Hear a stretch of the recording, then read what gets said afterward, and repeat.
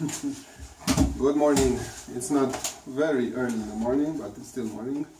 This is Big Boy Talk with BBR and BBC, episode 17, and the last one of January, where we have one last, maybe not one last, because it was pretty cool talking about priorities and things that involve choices. But today we want to talk about the dichotomy between you like that, didn't you? Mr. Fancy language. Telling somebody the truth versus sparing their feelings. And there are two sides to this when you think about your relationship with the people around you, which is being told the truth or telling other people the truth. And did we want to start with? Yeah, let's start with the receiving end. How do we react when someone tells us something that they think is true? Because sometimes we disagree on this, if it's true or not. But and we got to this conclusion: it hurts. Every time someone tells us that we need to correct something that we did, even though we thought it was right or wrong, it still hurts. If we think that was what we did was wrong, and they tell us to do it the right way, it hurts because we have to admit that we were wrong all the way. And if we're convinced that we're right, and they are telling us that we have to change, this is what starts the debate. Okay, is it right or wrong? But it still hurts.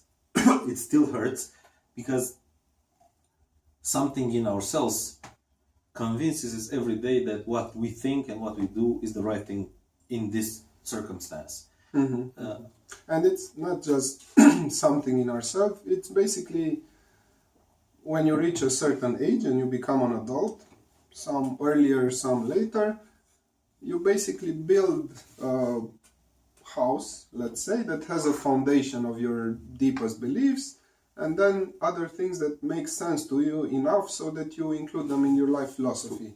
And when somebody tells you something and tries to wreck a part of that house, that's an attack on you and everything you've built inside of you. And it depends how much of or what kind of thing they attack.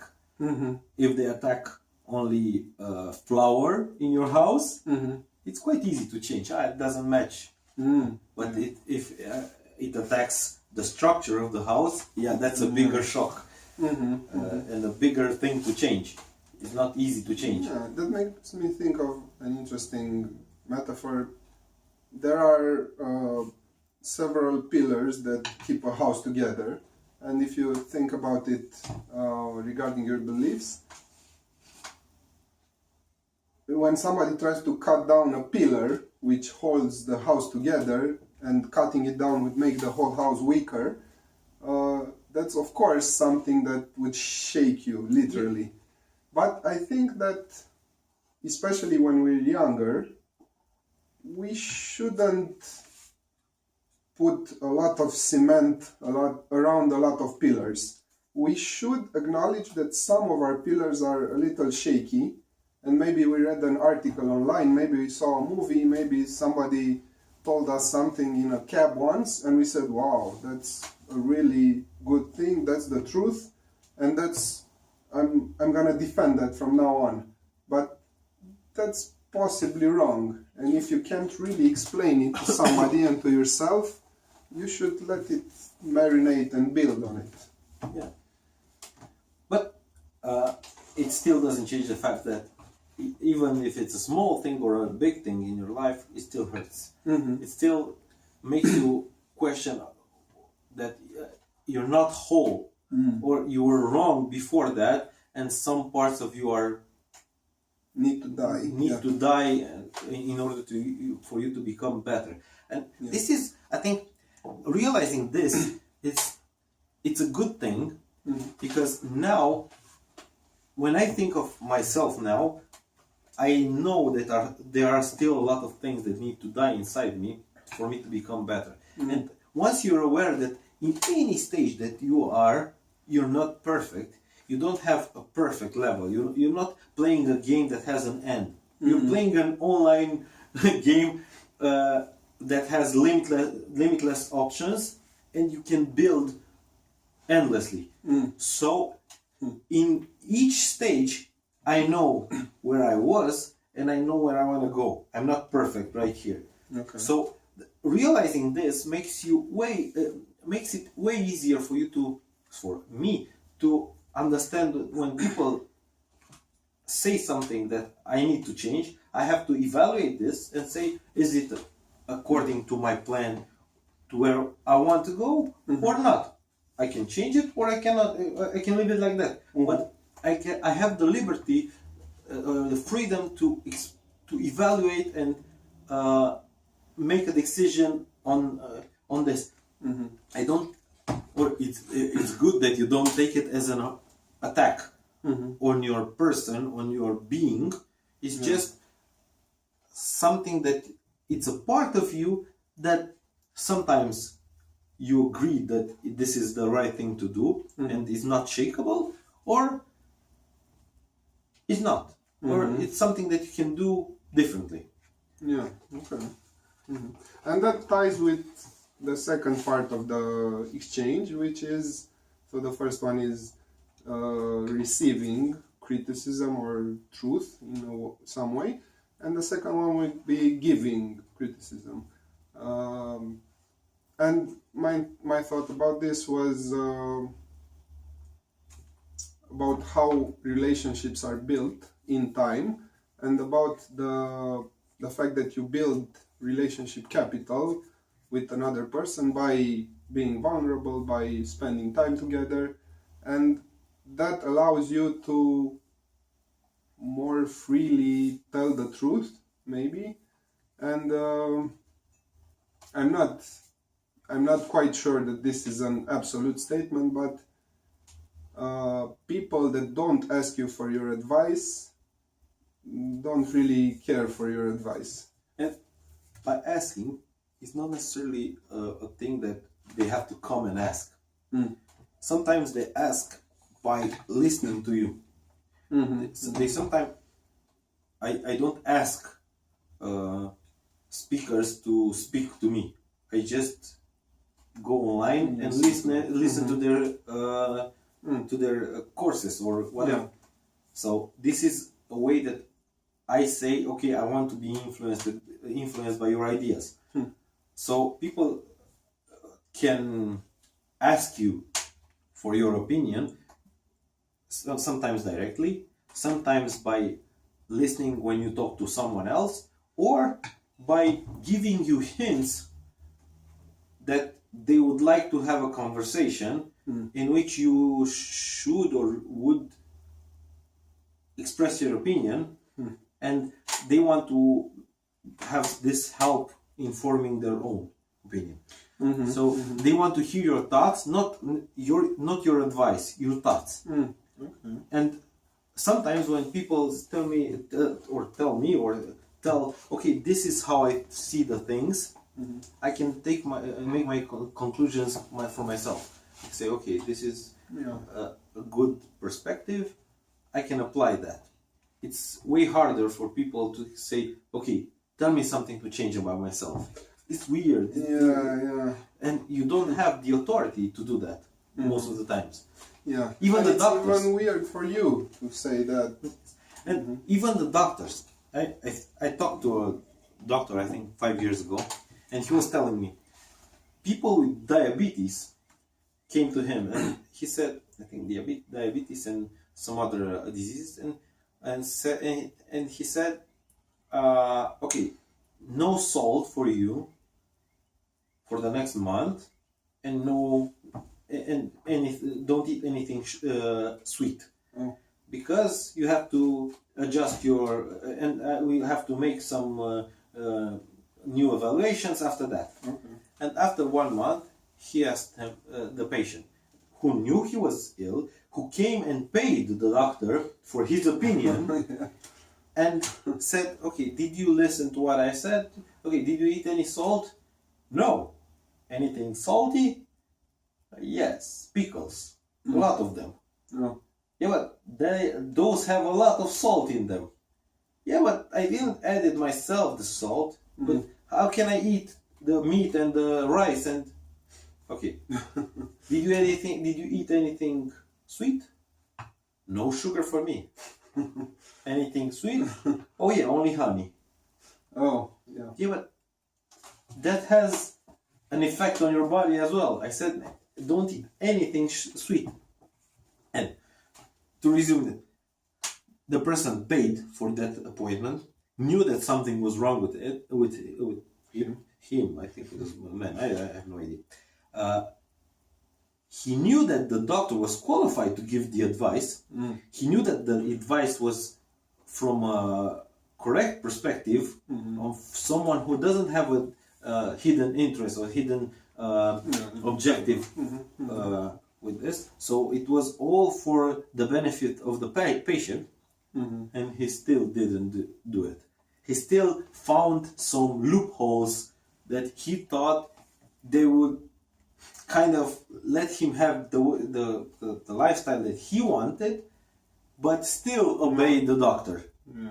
No, I didn't. He thought he could trick the consequences. Yes, but in the end, people, even if they do ask you for your opinion, sometimes they don't do it.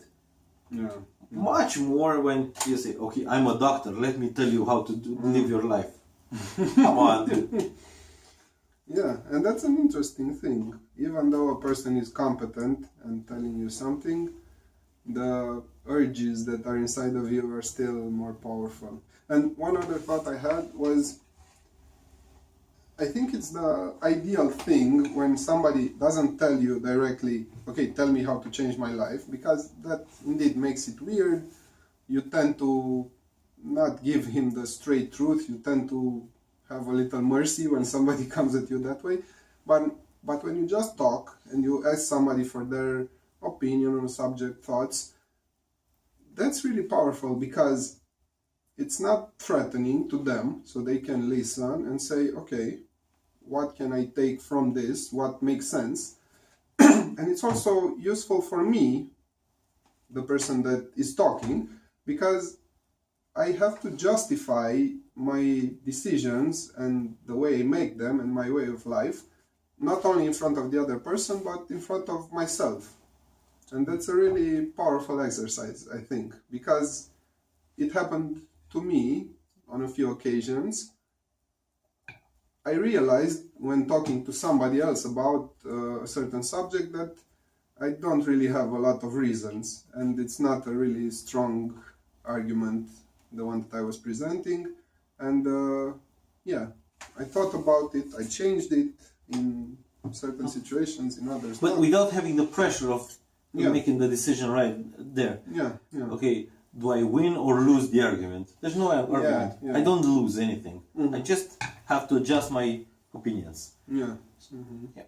And another thing that you said and impacted me is when we think about telling the truth or sparing the feelings, it's about others. Others telling us the truth, or us telling the truth to others.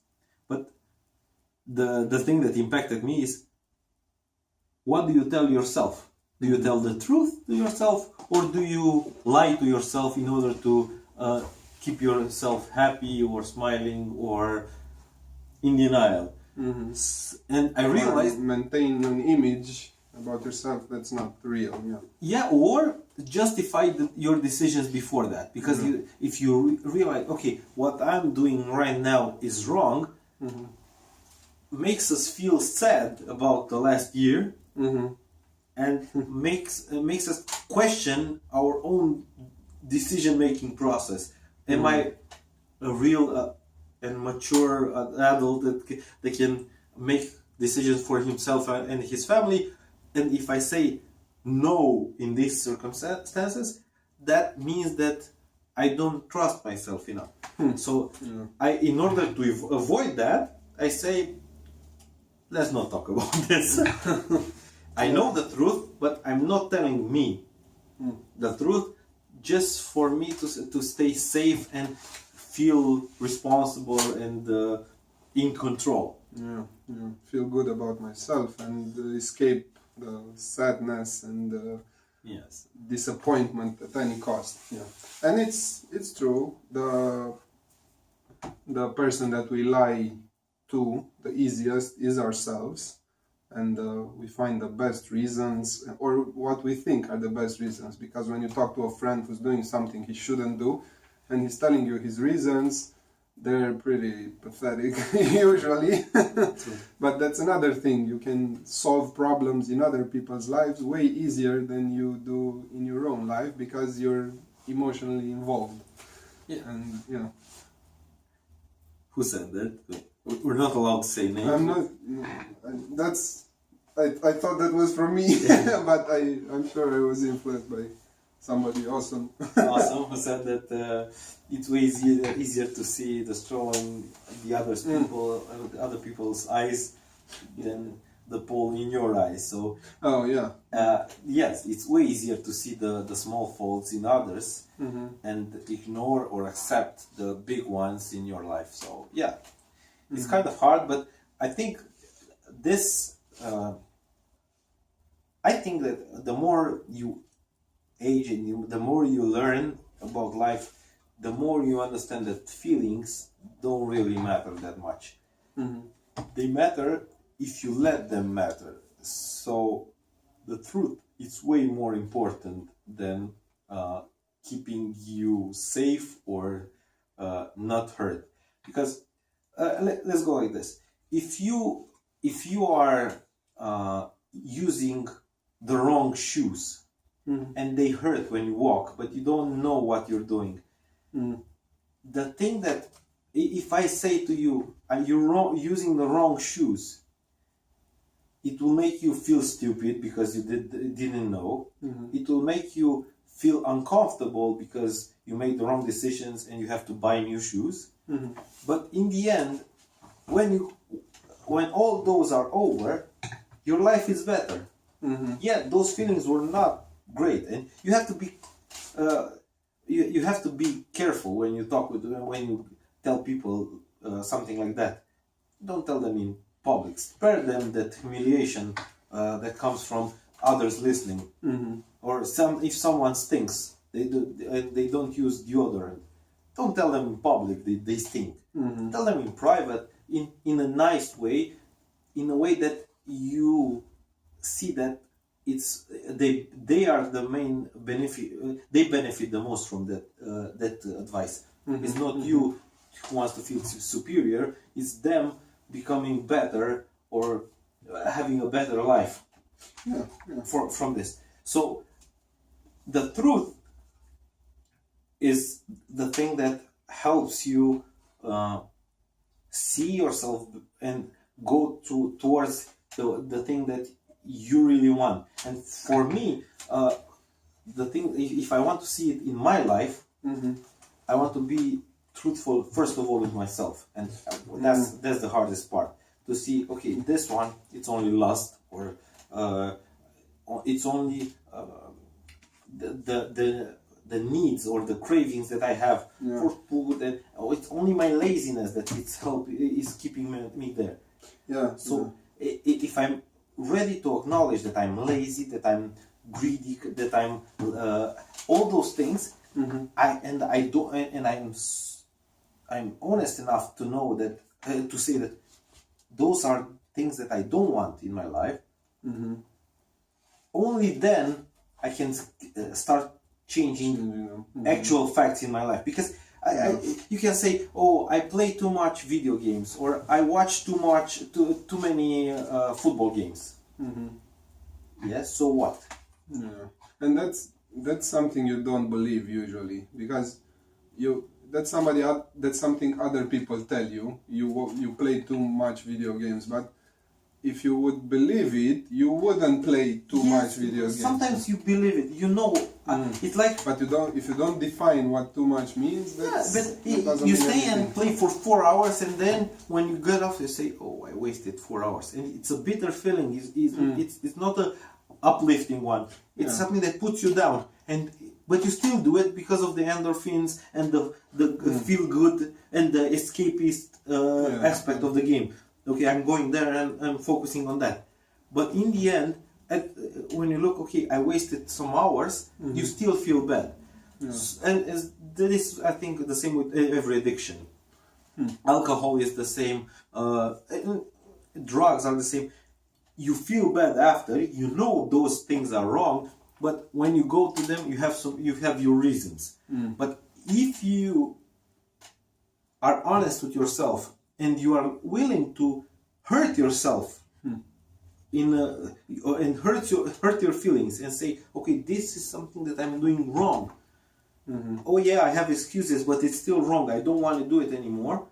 Then only then you can make things happen and change in the direction that you want to go. And I would say that practically the way that change happens is through discipline. I don't know if there's a better way, I haven't heard of it, but when you decide you Truth and want discipline, to, basically truth sets you free from the cravings and the desires through discipline, through making yourself do every day what you really want to do and what sets you up for the future that you want to have. And that gives you freedom to actually do those things instead of being a captive or a slave of your basic urges and desires. And if it's okay, I think we should get close to the end. But I have a good example. It's the traffic. What happens when imagine there's no law and no roads. Okay. But we all have cars. Okay. What happens? In theory, we're free. We're free to go wherever we want, but in reality, we are limited to what car we have and the knowledge or lack of knowledge that we have about the roads, different roads. But in reality, if you see the world, the countries that made the best system or the best law for the cars, they made it so it's the fastest, the safest, and with the most options in the world. If you go to Germany, just an example, you have a lot of autobahns that let you go really fast, safe because they have 3 or 4 lanes, and so if you want to go from one point to another, you have, and this is the discipline. You have to obey the rules, and if most of the people obey the rules, you are quite safe. Those rules make you feel disciplined, but in the same time free to go from one place to another, safe and fast. Think of it and take this example in your life. What do you want to have if you want to go to a different city, in the example, or a different self? I want to be better. I want to go from this place to that place.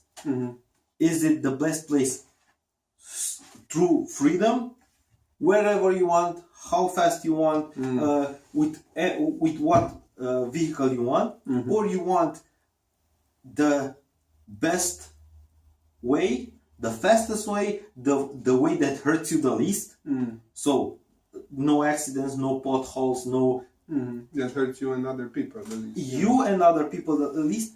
And I think that's the best way, and that's discipline. That's okay. You have to take those routes. You have to respect those laws. You have to respect those people that are around you, and still get the fastest from one place to the other. And that's interesting when you parallel it with, I'm not sure that's a verb, but that's okay. when you make a parallel with improving yourself and getting to a point where you're a better person, I was thinking about the laws, which are basically the consequences. And in developing yourself, you have to set the consequences, and we don't really do that. What happens if you say you're gonna wake up at 6 tomorrow and you don't wake up? What's the consequence? There's not really a consequence. Long term, you're gonna feel disappointed in yourself. And I've read a lot about this, but haven't really implemented it. And I think I will, starting tomorrow in February. I read that it's powerful to have consequences. If I don't wake up tomorrow, I don't get to do something that I really want to do tomorrow. And it's For me, it an doesn't work. interesting, but it's Because they probably don't hurt enough, because consequences generally work. You're gonna get in your car after this and drive home, but you wanna No. still keep your license. You don't wanna pay money for a Yeah. fine, so Yes. that's something that hurts. You probably haven't found, and I haven't either, something that hurts enough. Or I haven't found the discipline to implement all the way that thing that hurts. Because Yeah. I said some Yeah. things. When I was a teenager, I said, if I do this bad thing, I would destroy one of my cassettes, my lovely cassette I had. And I destroyed, I think, 20 cassettes. Okay, And I said, yeah, but I'll still do it. that didn't hurt enough. Yeah. It hurt a lot. But at some point, when I got to the cassette that I really, really love, I stopped doing it. Oh, so No, so that's the limit. If the punishment is too harsh, you'll stop doing it. Because this is But at that point, you disrespected yourself. yes, but you often do that, and Yeah. sometimes the laws are from the outside, just because you're not strong enough to implement them yourself. That's why the police comes when you go through a village with 100 kilometers per hour, because you're putting others in danger and you're not respecting the law, and it will cost you money, and in the end sometimes you'll get to the destination later because of the half an hour you spend with the police. So yeah, you have to take into consideration the outside limitations and the rules, but still get to find yourself a way to be disciplined, to get the fastest to where you want to go. Yeah, that's good. I think we're done for today. Yes. See you next time. See you next week. Have a good one. Good one. Nice.